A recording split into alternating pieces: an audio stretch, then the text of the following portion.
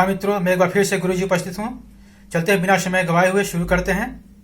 आज का चैप्टर है MHI06। मेरा यूट्यूब चैनल का नाम है पंकज प्रतियोगिता, एक बार सर्च करके जरूर देखेंगे। चलते हैं, शुरू करते हैं बिना समय गवाए हुए। भारतीय समांतवाद संबंधी विवाद का आलोचनात्मक मूल्यांकन कीजिए। इसका प्रश्न संख्या 4 का था उत्तर, ये देख लीजिए। भारतीय इतिहास में कला विधिकरण पर वाद विवाद में समांतवाद अत्यंत विवादास्पद विषय बना रहा है। समांतवाद का अर्थ है कृषि पर स्वामित्व होने के स्तर पर भारत के प्रारंभिक ऐतिहासिक राज्य के अंत में समांती संरचना का आविर्भाव हुआ। पहला है विकेंद्रीकरण, दूसरा पदानुक्रम। इसमें आधारित व्यवस्था नई राज्य संरचना की विशेषता थी। इसकी पुष्टि अर्ध सत्ताधारियों की व्यापक संख्या में मौजूदगी से पता चलता है। पहला सामंतवाद, राजा, और तीसरा महामंडलेश्वर और उनके पदाधिकारी। इसके अतिरिक्त भूमि संबंधी मध्यस्थायी के उद्गम से प्रामाणिक चिन्ह निश्चित किया गया। समांतवाद के विचार का विरोधी विचार। हरवंश मुखिया ने समांतवाद के विचार के विरुद्ध प्रथम बार 1979 में अपने विचार प्रस्तुत किया तथा यह स्थापित किया कि उस काल में मुक्त कृषि वर्ग विद्यमान भी थी। इनका तर्क था कि समांतवाद की यूरोपियन अवधारणा ने भारतीय समांतवाद के आगमन, विस्तार पर वितरण पर प्रकाश डाला है। आगे, पूर्व पूंजीपति के संदर्भ में वर्ग को पुनः निर्धारित करते हुए शर्मा ने अधिशेष के असमान वितरण पर प्रकाश डाला। संरचनात्मक परिघटनाओं के आधार पर विचार बनाना सामाजिक गति संभावनाओं को अस्वीकार करना है। राज्य का पतन। एक आलोचनात्मक के अनुसार इस ढांचे ने राज्य को सामाजिक राजनीतिक परिवर्तन में प्रमुख भूमिका प्रदान की है कि राज्य अपना पतन भी स्वयं करता है, जिसके लिए राजनीतिक विखंडन तथा संप्रभुता को संविभाजन की प्रक्रिया को अपनाया जाता है या अपना पतन करने हेतु निम्न प्रक्रिया को अपनाना है। इसका प्रतिरोध करना पड़ता है। दूसरा, इस पर कार्यवाही करनी पड़ती है।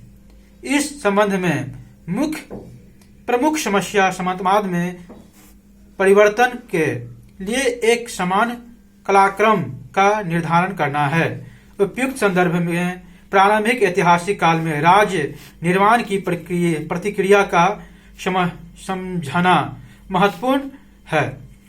भारतीय समांतवाद भारतीय इतिहास प्रारंभिक चरण में एक अलग स्थान रखता है।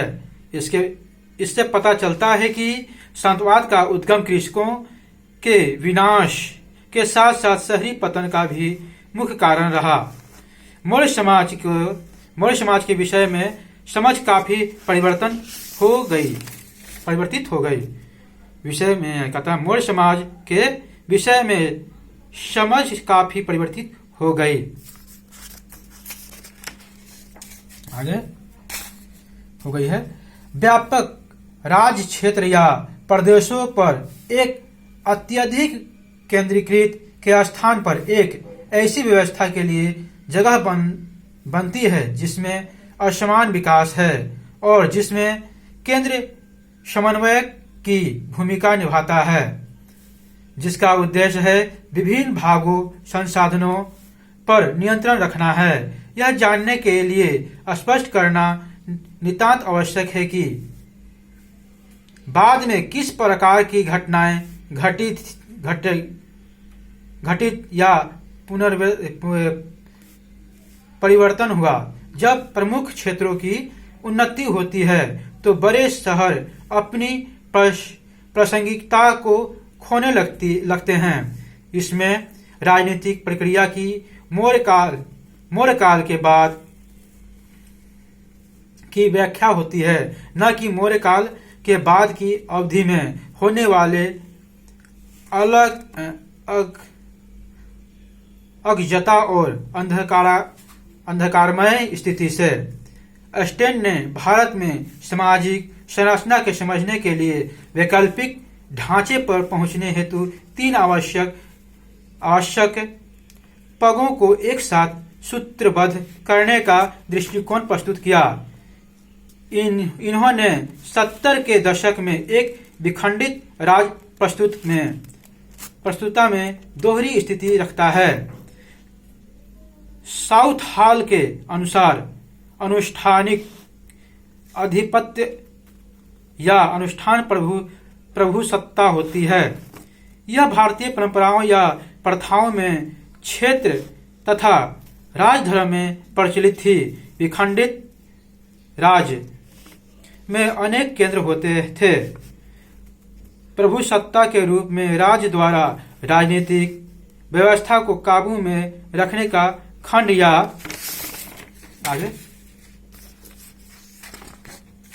भाग होता था। इसमें विशिष्ट प्रशासनिक कर्मी होते थे। कुछ एकीकृत राज्यों में प्रशासन का कार्य करते थे, जिन्हें नौकरशाह कहते हैं। दूसरा, अधीनस्थ स्तर विखंडित राज्य के क्षेत्रों के अनुसार उनके कार्यों को अविभाजित करते थे। इनके केंद्र और विखंडन की किसी एक परिधि की इकाइयों के बीच संबंध समान होते हैं।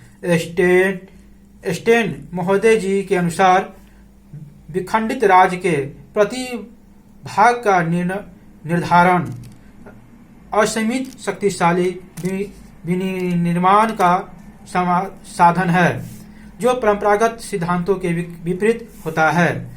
मानक या स्वरूप की आलोचनात्मक मानवशास्त्रीय स्वरूप के शब्दावली के अंतर्गत स्टेन ने समांतवादी सिद्धांत और राज्य व्यवस्था के एकीकृत सिद्धांत दोनों के समर्थक नकारते हैं। एकीकृत या समन्वित राज शासन को राज निर्माण के मुद्दे पर एक प्रक्रिया के रूप में देखा और माना है कि इसे विखंडित किया जाना सैद्धांतिक तरीका से अलग चाहिए और किसी सिद्धांत में सपेटना नहीं।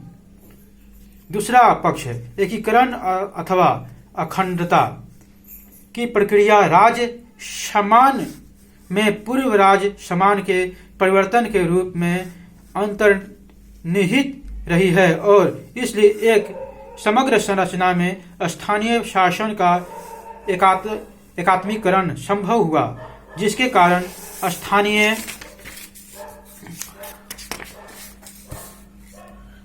शासन की बाध्यताएं लांघी जा सकती है। कुल्के ने क्षत्रियकरण और राजपूतीकरण के रूप में प्रस्तुत किया। प्रथम आदिवासी समूहों के किसानीकरण के माध्यम से कृषि आधारित समाज का विस्तार होना, जो सीधे ही राजवंश या वंश परंपरा के नियंत्रण में होते थे।